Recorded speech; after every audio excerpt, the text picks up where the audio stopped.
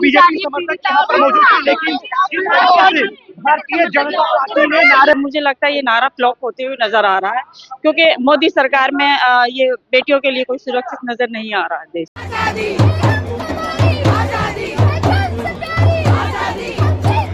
बिल्कुल देख रहे हैं कि अगर इस जगह पर मुसलमान होता तो शायद अभी तक योगी जी उनका एनकाउंटर कर दिया होता या उनके घर पे बुलडोजर चला दिया होता। जैसे आप देख सकते हैं कि उन्नाव की जो पीड़िता है वो वहाँ पर मौजूद है, तमाम मीडिया कर्मी उनके साथ है, यहाँ पर उनकी माँ है और तमाम तरीके की जानकारी लगातार सामने आ रही थी, क्योंकि इनको इंडिया गेट पे जाने के लिए, इंडिया गेट पर ये लोग जाने की कह रहे थे, लेकिन उनको मना कर दिया गया।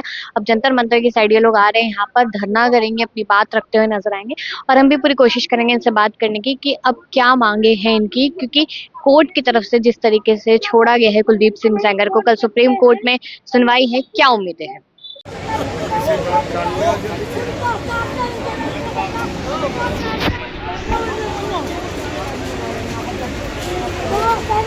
विक्टिम का नहीं पता था मेरे को।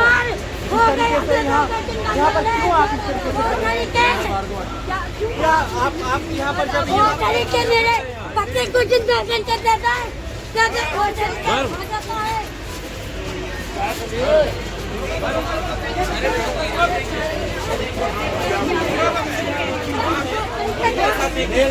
इसके लिए काम वो पिटाई की जा रही है। यहाँ पर देखिए बीजेपी के तो यहाँ पर अपनी आबीती बता रही थी, और लेकिन जो लोग हैं यहाँ पर बीजेपी के नारे लगाते हुए साइड से निकल रहे हैं, तो गुस्सा जो है महिला का वो साफ यहाँ पर दिखाई दे रहा है। बीजेपी समर्थक यहाँ पर मौजूद थे, लेकिन भारतीय जनता पार्टी ने नारेबाजी। हाई कोर्ट से दोषी कुलदीप सिंह, आप देख सकते हैं कि यहाँ पर किस तरीके से जो महिला है, जो पीड़िता की माँ है, किस तरीके से गुस्सा दिखाती हुई नजर आ रही है। वो सड़क पे लेट चुकी है और यहाँ पर उनका गुस्सा फूट रहा है। आप देख सकते हैं कि जो पीड़िता की माँ है वो बेहोश हो चुकी है, उनको हॉस्पिटल ले जाने की बात की जा रही है यहाँ पर, और हालात जो है वो यहाँ पर बिगड़ रहे हैं, क्योंकि जो लोग थे वो पूरी तरीके से बीजेपी जिंदाबाद के यहाँ पर नारे लगा रहे थे, और कहीं ना कहीं ये साफ नजर आ रहा है कि यहाँ पर विक्टिम और उनकी माँ को डराया और धमकाया जा रहा है, और उसकी वजह से यहाँ पर जो माहौल है उसको खराब करने की पूरी कोशिश की जा रही है।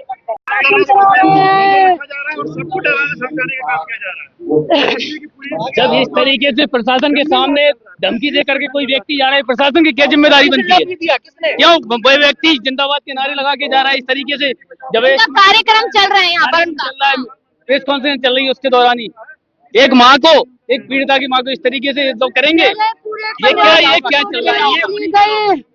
उनके लोग हैं, सेंगर के लोग हैं, सेंगर के लोग आए थे। अगर सेंगर की कोई न्यूज आई है उनको हटा दे प्लीज, हाथ जोड़ के कह रहे हैं, विनती कर रहे हैं, उनको हटाइए। जानकारी दी गई थी कि यहाँ पर पीड़िता और पीड़िता की माँ आएगी, लेकिन उसके बावजूद भी माहौल खराब करने की पूरी तरीके से कोशिश की गई है, और यहाँ पर बीजेपी जिंदाबाद के नारे लगाए जा रहे हैं, जबकि ये बात सबको मालूम है कि जो कल्प्रिट है वो बीजेपी के ही विधायक है कुलदीप सिंह सेंगर, और उनके पक्ष में लोग यहाँ पर नारे लगा रहे हैं। आप देखिए कि किस तरीके से जो पीड़िता है वो यहाँ पर दुख में नजर आ रही है, लेकिन यहाँ पर लोग सिर्फ और सिर्फ ये देख रहे कि हमें टीआरपी वाली चीज यहाँ पर कहीं ना कहीं देखने को मिल रही है।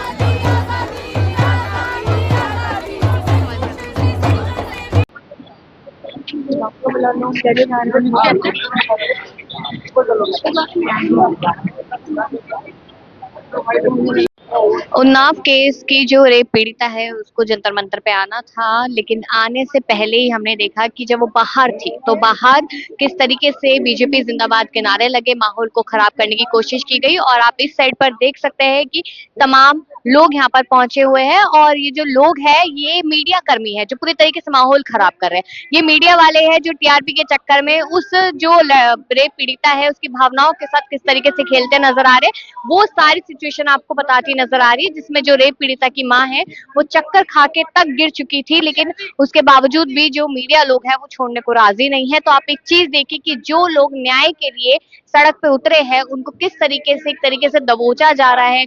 दूसरी तरफ कहा जा रहा है कि प्रशासन कोई काम नहीं कर रहा। मैं आपको वैसे तो प्रशासन को लेकर तमाम तरीके के सवाल मैं खुद खड़े करती हूँ, लेकिन जब मैंने यहाँ पर देखा तो पुलिस कर्मी जो है वो अपनी जगह पे खड़े हुए हैं, क्योंकि यहाँ पर मीडिया जो है वो मीडिया ही उन लोगों को सांस नहीं लेने दे रही है। और ये हकीकत है, जब टीआरपी की बात आती है, जब व्यूज की बात आती है, तो ये लोग इसी तरीके से कूद पड़ते हैं उन लोगों पे जो न्याय की मांग करते करते एक जगह को छोड़कर दूसरी जगह पर आए हैं। आप देखिए ये तस्वीरें साफ तौर पे दिखा रही है कि अगर इस तरीके से सड़क पे उतर के अपनी मांग रखी जाएगी तो न्याय कैसे मिलेगा, ये समझ में इन मीडिया के लोगों को क्यों नहीं आता है, क्योंकि वो लोग एक जगह को छोड़ के दूसरी जगह पे न्याय मांगने के लिए आए हैं, लेकिन उसके बावजूद भी मीडिया जो यहाँ हरकतें करती नजर आ रही है वो काफी ज्यादा शर्मनाक है। दूसरी तरफ देखिए आप जय श्री राम के नारे लगते हुए नजर आ रहे हैं, लोगों में बेशर्मी की हदें जो है वो पूरी तरीके से पार हो गई है।